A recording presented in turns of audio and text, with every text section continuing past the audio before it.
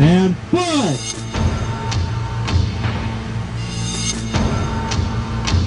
And body.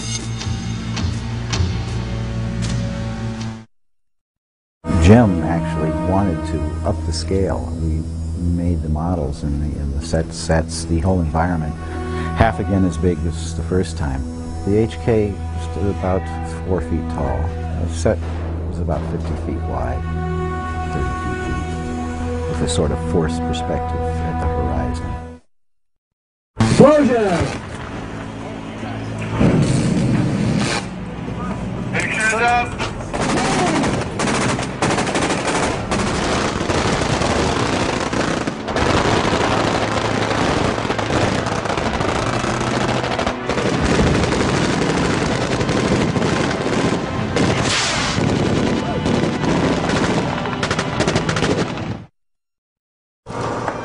At Fantasy 2, Peter Kleinow go-motion animated the 1/3 scale endo puppet from the first film in front of a pair of rear-projected VistaVision plates showing a smaller scale miniature landscape and explosions.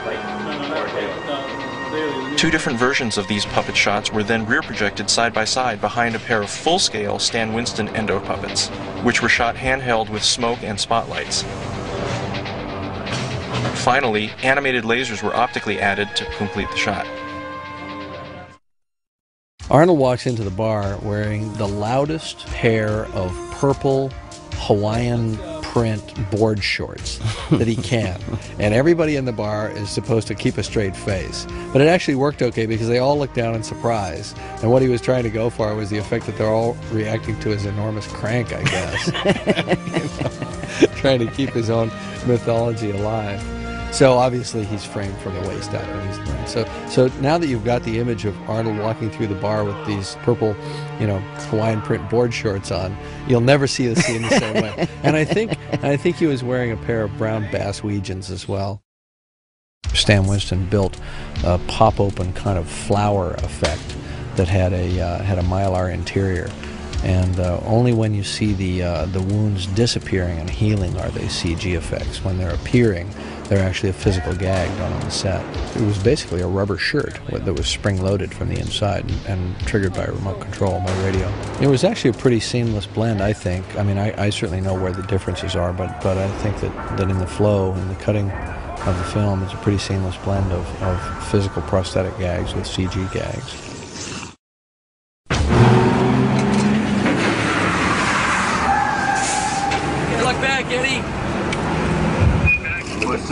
I don't know if he's changed it. Lucas has come out into the street and gets whacked this way.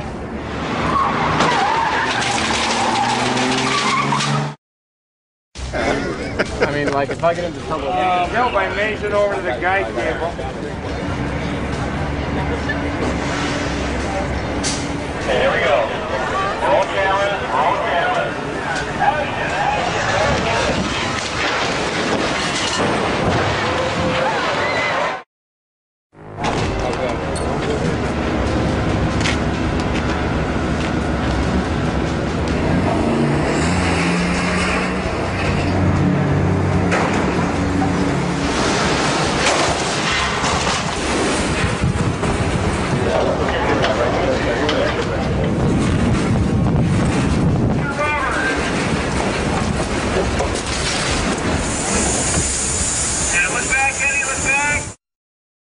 Jim actually came up with the idea of counterbalancing the motorcycle on cables that he could computer take out the cables later on. So what we actually did is put a digital tension meter on the crane cable, and we would let off cable as the bike came out, and we'd bleed off to maybe a 200-pound drop versus a 900-pound drop, which you'd normally have.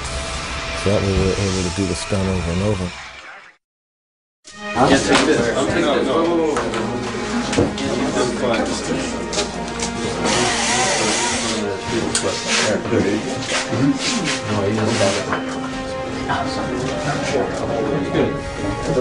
They're gonna let go of the no hurt. Yeah, here we go. And action. Beside you. Boom. Good. Familiar? Yeah. My face didn't age at all. Not at all. Too much emotion. Yeah, exactly. What's going on here? Just a minute, really. Yeah, exactly. Early part of the shoot. It was before my method acting seminar. Here we go, and snake! Black. Cut! I swear I will not kill anyone.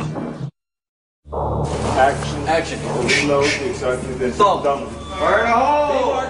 Here we go, and action! Richard! Craig! And cut! Ready? Call it. There, fade.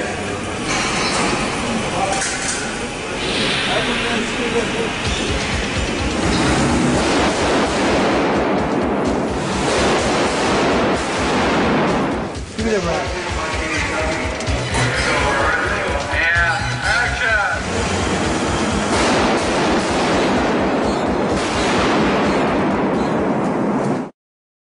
Rear projection is a very old-fashioned technique, and a lot of people don't use it anymore, but we used it on Terminator 2, and it gives you a great deal of control and safety with the actors. And you can do some pretty outrageous stuff that you couldn't really do. I mean, you couldn't put an actor up on top of a moving car on a soundstage. In a night scene especially, where you can get away with more visually with rear projection, it just gives you a lot more control. So I would definitely prefer rear projection versus, say, blue screen composite, because I can manipulate the elements, you know, through the lens.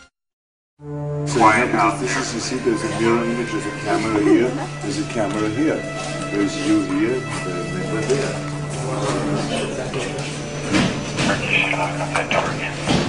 Ryan Arnold?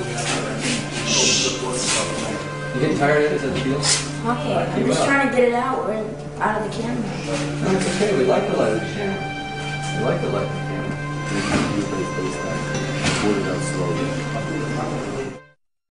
It took a while to make Eddie feel at ease with me, because he has seen so many of my films and he felt kind of intimidated. And so I paid a lot of attention to that and made a real effort to play around on a set a lot with Eddie and play games with him and talk to him a lot and be like a big brother to him, to make him look at me like a friend, like a fellow actor that he's working with, that he can have fun with.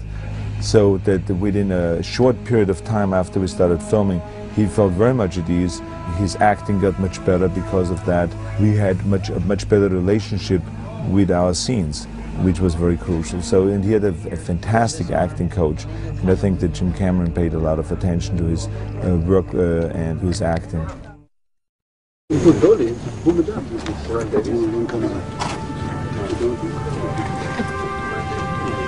Here it sounds a little tighter. I think it sounds asleep.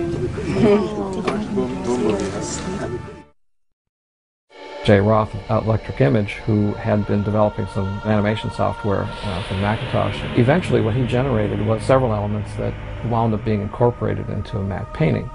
And we built a series of metal racks that were the substructure of the buildings. Across from the buildings, about 9 feet away, was a row of air cannons, several Ritters and E-fans, delivering a solid wall of air into these models. We essentially did 3 cameras photographing the entire setup at once.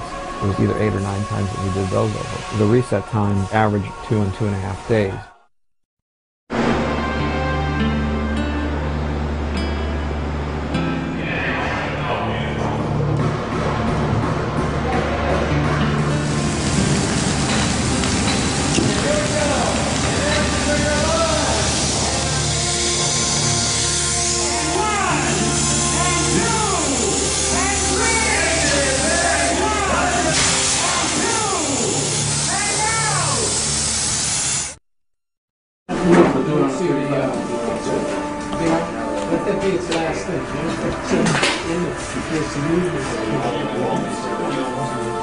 Let's roll, please. Direction rolling. And action. Rip! Flip. And rotate and open. Now listen to me carefully.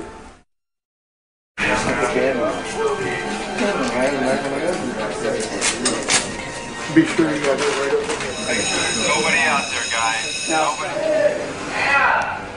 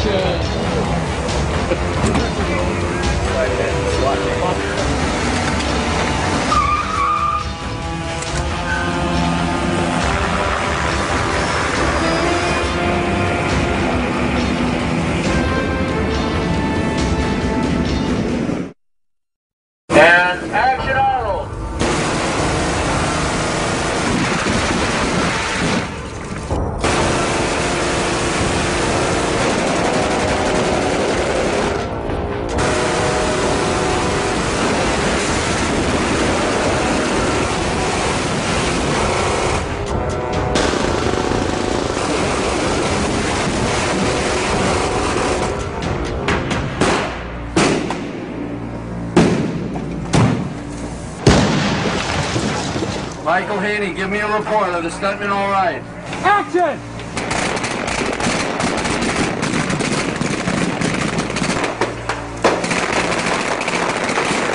Nice work, Tommy. Okay, run, man. Take that out of the end. Put anything on work.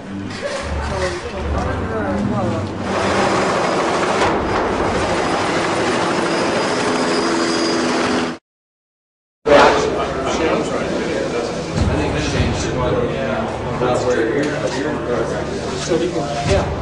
2, 3, 4. 1, 2, 3, 4. 1, 2, 3, 4.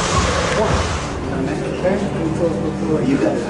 1, 2, and 3, and 4, and 1, and 4.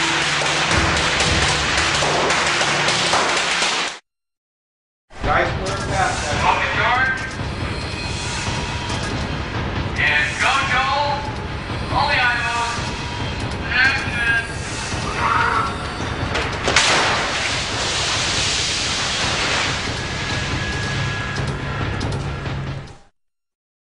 The live stunt was shot with 7 cameras at the Fremont location.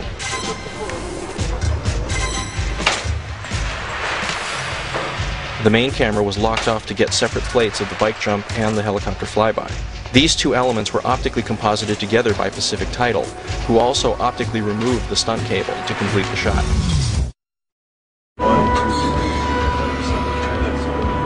The raw profile, right?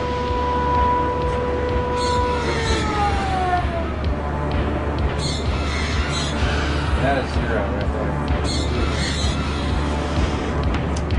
That's great. You hold that for 2 seconds. Alright. It's switching from playful to lethal.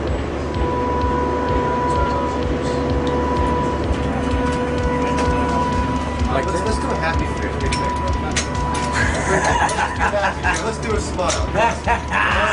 Hold that. Let's get that. Just the thought of it's funny. It felt great. There was plenty of clearance. We had about 3.5 feet on each blade tip, and everything just worked out just the way it was supposed to. Just the way we talked about it, rehearsed it, and just no problems at all. It was a lot of fun.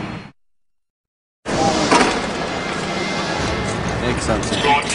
That's it, another one of Jim's deals here. We are our limit, strikes again. They'll be out by Christmas time for all your kids. Tossing out here. It was a quarter-scale miniature, which made it 18 feet long. The set was 70 feet long. The asphalt area into the miniature factory buildings was 20 feet wide. The whole reason why you do some of these things miniatures, when it's smaller, you're controlling it, it isn't destroyed. When you roll it over, you patch it up a little bit and you do it again. And you know that you're going to do it over and over until you get it. We actually put the casters on and built the truck where we had to tie actually the trailer to the tractor so you don't get a lot of swing. And the effects crew basically builds anything that you need specialized for a car, for a wreck, because stunts and effects work hand in hand. These full-sized replicas of the real steel pores were hollow and filled with lights behind a plexiglass surface. Even the cast resin pore stream had lights behind it. Methasil was pumped to pour down the stream like a waterfall to create movement. Hidden effects guys would use arc welders to generate sparks above and below the dish. Embers were liberally strewn around the floor. Then smoke was pumped in to complete the effect. A second version had a backlit spill down the front of the dish, and a backlit plexiglass floor with progressive cutouts defining the shape of the spill. Add ember to the edges, and voila! He went through tons of different things trying to find something that wouldn't settle out. The one that seemed to work out the best was a thin layer of oil and powdered sugar, as thin as we could possibly get it, over about 3.5 feet of water in the deepest part. So what makes it white? It's the emulsion of the water and the sugar and the air. It's just getting all coagulated. The clear water gave it a base to rest on, allowed a clear medium for the light to pass through, and it ended up diffusing the light well, and it was non-toxic, which was important too because of having our actors in there.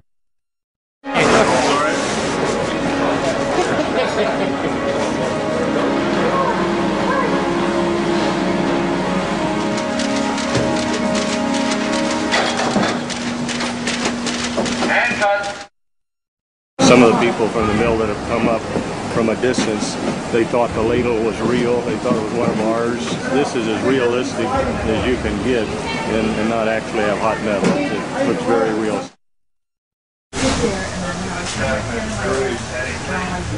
You're a lucky guy. Well, when my head squished, I was so here with the battery.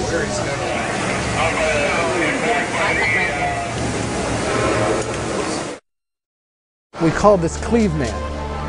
It's Robert Patrick. It's there. It's not a computerized effect. It's going to be fun.